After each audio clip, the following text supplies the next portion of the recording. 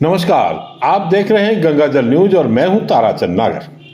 भ्रष्टाचार निरोधक ब्यूरो अर्थात एसीबी ने आज आऊ के गोरछिया बेरा जीएसएस पर कार्यरत बजरंग दास टेक्नीशियन द्वितीय को 14,000 रुपए की रिश्वत लेते हुए रंगे हाथों गिरफ्तार किया।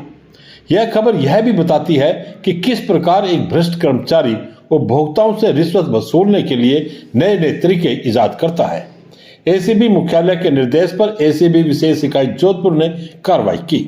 एसीबी के महानिदेशक डॉक्टर रवि प्रकाश मेहड़ा ने बताया कि एसीबी जोधपुर को एक शिकायत मिली कि परिवादी के कुल 7 ट्यूबवेल हैं, जिनके विद्युत बिल की राशि की औसत राशि की गणना कर समय पर बिल जारी करने की एवज में 14,000 रुपए की मांग कर परेशान किया जा रहा है।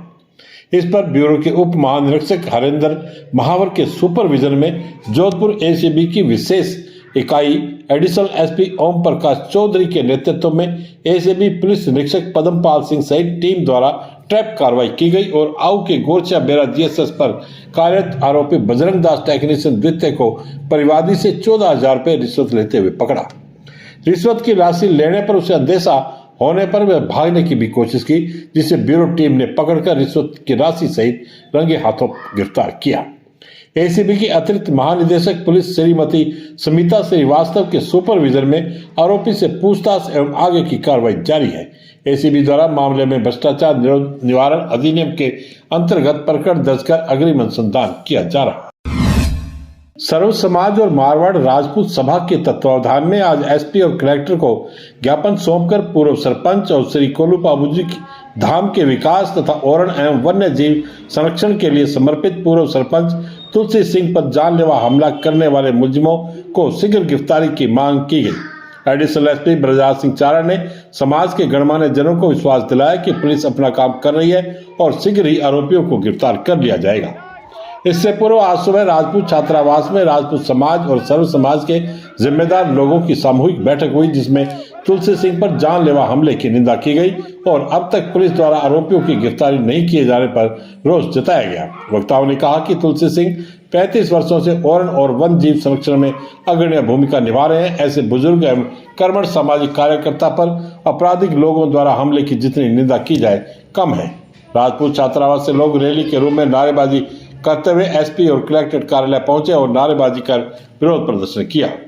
26 फरवरी की मध्यरात्रि को तुलसी सिंह पर कुछ असामाजिक तत्वों ने प्राणघातक हमला किया था, जिसकी एफआईआर 27 फरवरी को लॉर्ड पुलिस थाना में दर्ज करवाई गई थी। तुलसी सिंह जोधपुर के एमडीएम अस्पताल में उपचाराधीन है। इस अवसर पर राजपूत समाज अध्यक्ष कुम सिंह पातावत, प्रवीण सिंह रणीसर एडवोकेट, रतन सिंह एडवोकेट बाप, विक्रम सिंह शेखावत अध्यक्ष, श्री राष्ट्रीय राजपूत करणी सेना, सावल सिंह बारू, माधु सिंह देवड़ा, लूण सिंह सरपंच, भवानी सिंह, भंवर सिंह सांकला, कमराज सिंह टेकरा तथा स्वाई सिंह कुल्लू सहित अनेकों लोग उपस्थित रहे। राजस्थान सरकार कहने को संवेदनशील है, लेकिन कई मामलों में उसकी संवेदनहीनता स्पष्ट रूप से नजर आती है। गर्मियों में देश के सबसे अधिक तपने वाले क्षेत्रों में शुमार फलौदी में जिले की पेयजल योजनाएं प्रभावित हो रही हैं और यदि शीघ्र ही एससी के रिक्त पद की खानापूर्ति नहीं की गई तो आने वाले दिनों में पेयजल आपूर्ति का संकट गहरा भी सकता है। पीएचईडी प्रतिवर्ष गर्मियों के दिनों में उन क्षेत्रों में टैंकरों से पेयजल पहुंचाने की व्यवस्था करती है जहां संकट होता है। इस वर्ष भी पीएचईडी ने पेयजल आपूर्ति के लिए टैंकरों से पानी पहुंचाने हेतु लोहावट, फलौदी, बाब, गटियाली, देचू, सेतरावा और बापेड़ी ब्लॉक में 1-1 करोड़ रुपए के टेंडर आमंत्रित किए हैं, लेकिन अभी तक टेंडर खोले नहीं जा सके हैं। इसके अलावा ट्यूबवेल ड्रिलिंग के लिए भी फलौदी सिटी, रूरल और बाब में 2.5 करोड़ रुपए के टेंडर निकाले गए हैं और टेंडर हो चुके हैं, लेकिन इन टेंडरों को भी अब तक खोला नहीं जा सका है। कारण है फलौदी में पीएचईडी के अधीक्षण अभियंता का पद 19 जनवरी से रिक्त होना। 2 वर्ष पूर्व जब फलौदी को जिला बनाया गया था, तब 12 अगस्त 2023 को फलौदी पीएचईडी में एससी का पद सृजित किया गया था और काम चलाऊ व्यवस्था के तहत एक्सियन प्रोजेक्ट मनिंदर सिंह चौधरी को इस पद का चार्ज सौंपा गया था। 19 जनवरी 2025 को मनिंदर सिंह चौधरी का स्थानांतरण जोधपुर हो जाने के बाद यह पद खाली है। सरकार ने अब तक न तो किसी को इस पद पर नियुक्त किया है और न ही चार्ज सौंपा है। नतीजतन महत्वपूर्ण जल आपूर्ति परियोजनाओं की प्रक्रिया ठप है और अन्य प्रशासनिक कामकाज भी प्रभावित हो रहे हैं। स्थिति इतनी गंभीर हो गई है कि जलदाय विभाग के कर्मचारियों को इस माह का वेतन तक नहीं मिल सका है। एससी कार्यालय में 8 स्वीकृत पदों पर कर्मचारी कार्यरत हैं, जिनमें एओ, एलडीसी, यूडीसी, चतुर्थ श्रेणी कर्मचारी और पीए शामिल हैं। वेतन नहीं मिलने से कर्मचारियों को फिलहाल आर्थिक संकट का भले ही सामना नहीं करना पड़ा, लेकिन वेतन नहीं बनने के कारण मार्च माह में उनकी न केवल आयकर कटौती रुकी हुई है, बल्कि उनके बैंक लोन की किस्तें भी अटक गई हैं। अब सवाल उठता है कि आखिर सरकार कब तक इस पद को खाली रखेगी? जब पहले चार्ज देकर काम चलाया गया था तो अब क्यों नहीं? एससी की नियुक्ति और चार्ज देने का अधिकार विभागीय प्रमुख सचिव के पास है, लेकिन इस ओर कोई ठोस कदम नहीं उठाया जा रहा। यदि जल्द से जल्द समाधान नहीं निकाला गया तो आने वाले दिनों में फिरोजपुर जिले के कुछ क्षेत्र के लोगों को जल संकट का सामना करना पड़ सकता है। पीएचईडी जोधपुर के additional chief engineer Dinesh Kumar Nagauri ने बताया कि एससी का चार्ज देने के लिए हमने 2 बार प्रमुख सचिव को लिखा है। उम्मीद है कि शीघ्र ही किसी को चार्ज दे दिया जाएगा या किसी की नियुक्ति हो जाएगी। आदर्श महाविद्यालय देचू की 5 छात्राओं को कालीबाई भील मेधावी योजना के तहत आज स्कूटी प्रदान की गई, जिसके बाद छात्राओं के चेहरे खुशी से दमक उठे।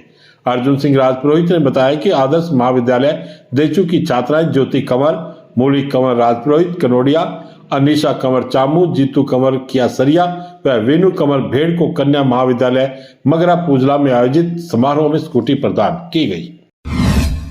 Rising Rajasthan global investment summit 2024 के निवेशकों के लिए जिला उद्योग एवं वाणिज्य केंद्र द्वारा 12 मार्च को शाम 4 बजे कृषि मंडी सभागार में कार्यशाला का आयोजन किया जाएगा। महाप्रबंधक डॉक्टर अंजलास देव ने बताया कि कार्यशाला में निवेशकों को राज्य सरकार की विभिन्न योजनाओं और नीतियों जैसे Rajasthan MSME policy 2024, integrated cluster development scheme, Rajasthan export promotion policy 2024, Rajasthan investment promotion scheme 2024 आदि की जानकारी दी जाएगी। विश्व हिंदू परिषद जोधपुर महानगर द्वारा संचालित श्री रामनवमी महोत्सव समिति 2025 के अध्यक्ष पद पर डॉक्टर पप्पू राम डारा और महामंत्री पद पर तरुण सोतवाल, जितेंद्र शर्मा व हिमांशु चांडक को मनोनीत किया गया है। मनोनयन पर शुभ चिंतकों ने उन्हें बधाई दी है। जांगीर महिला जिला महासभा के तत्वावधान में विश्वकर्मेश्वर महादेव विश्वकर्मा मंदिर परिसर में आज फागोत्सव मनाया गया। कार्यक्रम का शुभारंभ ठाकुर और राधा रानी की अलौकिक झांकी का श्रृंगार किया गया और फूलों व गुलाल से होली खिलाई गई। फागोत्सव में विभिन्न भजन मंडलियों ने होली की प्रस्तुति दी। महिलाओं ने फागनिया पोशाक में होली खेली। रंगों से सराबोर महिलाओं की टोलियों के सामूहिक नृत्य ने सबका मन मोह लिया। जांगीर महिला महासभा के अध्यक्ष श्रीमती किरण सुथार, उपाध्यक्ष आशा आसदेव, संरक्षक सरोज आसदेव, भंवरी कुलरिया, सरस्वती डोयल, आशी देवी नागल, गोपी देवी डोयल, कुसुम आसदेव, मीमा आसदेव, इंदिरा आसदेव आदि उपस्थित रही। कार्यकर्ता पुष्पा आसदेव, रेखा नागल, मंजू कुलरिया, खुशबू कुलरिया, सुनीता सुथार, मनीषा नागल, रेखा नागल, राधिका सलून, निकिता, दीपिका आसदेव, विमला नागल, विमल डोयल, पूजा डोयल, पिंकी सुथार, राधा सुथार, गीता सुथार, रेखा कुलरिया, सुमन, जया नागल, मनु बरड़वा आदि ने सहयोग किया। विश्वकर्मा भजन मंडली की महिलाओं में पार्वती देवी, सीता देवी, आशा देवी, दीपू देवी, प्रिया देवी, भवराबाई, सत्तू देवी, गायत्री देवी, सीमा, मीना, धन्नीबाई, लीलाबाई, मटकू देवी, रुक्मणी देवी ने होलिया की शानदार प्रस्तुति देकर कार्यक्रम में समा बांधा। इसी प्रकार नामदेव छिपा महिला मंडल द्वारा फागोत्सव का आयोजन किया गया। भक्ति और उल्लास के रंगों में सराबोर होकर फूलों की होली खेली तथा भजन कीर्तन व सांस्कृतिक कार्यक्रमों के साथ होली महोत्सव हर्षोल्लास के साथ मनाया। कार्यक्रम की शुरुआत गणेश वंदना एवं संत शिरोमणि नामदेव महाराज की आरती से हुई। अध्यक्ष श्रीमती सुशीला चौहान व समाज की विशिष्ट महिलाओं का माला पहनाकर स्वागत किया गया। महिलाओं ने पारंपरिक लोकगीतों पर समूह नृत्य प्रस्तुत किए। राधा कृष्ण की झांकी भी सजाई गई, जिसने सभी का मन मोह लिया। सिद्धि विनायक गायन मंडली द्वारा भजन कीर्तन के मधुर स्वरों के साथ महिलाओं ने फाग गीत गाए। महिलाओं ने एक थीम के परिधानों में सज धज कर पारंपरिक भजन प्रस्तुत किए व गुलाल और पुष्पों से होली खेली तथा उत्सव का आनंद लिया। कार्यक्रम के सफल आयोजन में इंदु चौहान, संगीता भाटी, किरण चौहान, मीनाक्षी चौहान, संगीता भाटी, परमेश्वरी भाटी, अनुराधा छिपा, रश्मि चौहान, कांता भाटी आदि महिलाओं का विशेष सहयोग रहा। गुरुदेव लाल गिरी महाराज का बरसी महोत्सव 11 मार्च को नीलकंठ महादेव भैरवगिरी की सराय में मनाया जाएगा। महंत महेश्वरानंद गिरी ने बताया कि सुबह 8:15 बजे गुरुचरण पादुका पूजन, 10 बजे रुद्राभिषेक, 1 से लेकर 4 बजे तक यज्ञ होगा। शाम को महाप्रसादी और रात को भजन संध्या होगी, जिसमें भजन गायक नरेश प्रजापत और बबलू व्यास भजनों की प्रस्तुति देंगे। आज सराय में बरसी महोत्सव के बैनर का विमोचन किया गया। आज बस इतने ही समाचार। कल फिर आपसे मुलाकात होगी। तब तक के लिए मुझे दे आज्ञा। धन्यवाद। शुभ रात्रि।